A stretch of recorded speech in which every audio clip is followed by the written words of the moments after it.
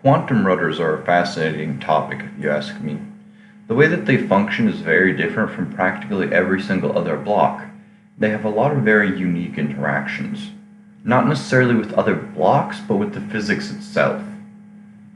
And so, this is kind of what I want to discuss. Specifically, how this affects quantum drives and how to optimize quantum drives for your own purposes. To start with, in this example, here we can see that they are positioned in the corners. The basic setup has two quantum propellers, I guess would be the best term, situated on opposite sides of the seat that spin inwards to propel the creation forwards. They also scale different with the distance from each other.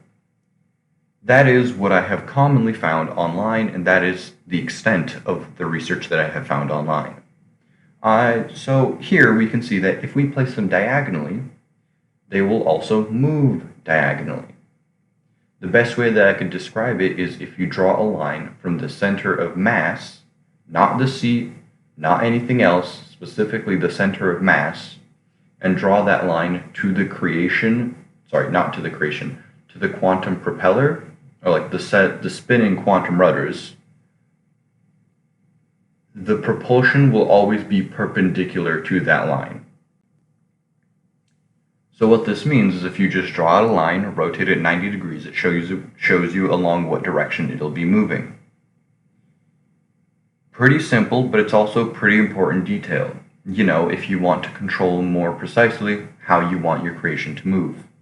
Another thing, the power of them and how much their speed affects them, like a speed increase and how many quantum rudders affect their speed, all of those other things scale on distance from the center of mass. Not from the other quantum rudder, not from the seat or anything else, specifically it's the center of mass, I believe. And so that actually comes with the second question. Where does the thrust actually come from? Because if you look at this setup here, you would think that if I turn on the throttle and all of them would provide forwards thrust, it would spin in circles. After all, the center of mass is way off to one side. That would be the reasonable thing to do. But no, this is where another unique property of quantum rudders is found. All their thrust is applied directly to the center of mass, at least from what I can tell. They do get unstable with a lot of weld groups, but as a whole, they apply thrust directly to the creation, not from where they're positioned. Meaning it's possible to have asymmetric quantum rudders and have them off to one side and propel you.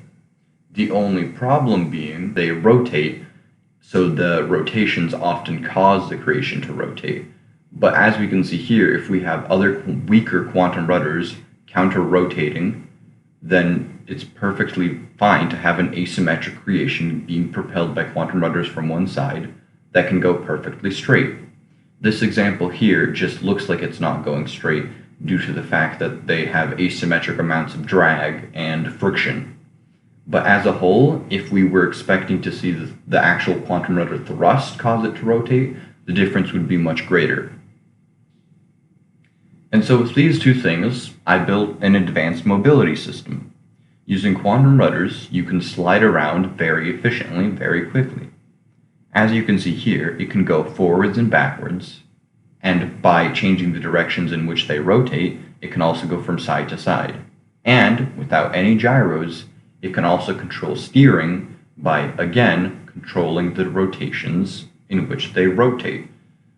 I phrased that horribly. Basically, it functions kind of similar to the way that a quadcopter maneuvers with steering and whatnot. Pretty interesting. There are ways to make it vector the thrust even more. The problems, however, is that it needs to be in motion. For example, in this version, as long as you're going forwards, there's also a roll command by angling them.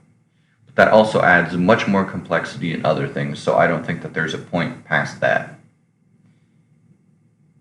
Now, there is one more interesting thing with quantum rudders. It is that if you have the quantum drives positioned in any direction, it will still work.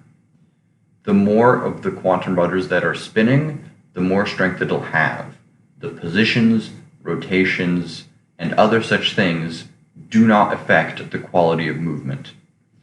However, the angles that they're positioned at do affect your other properties.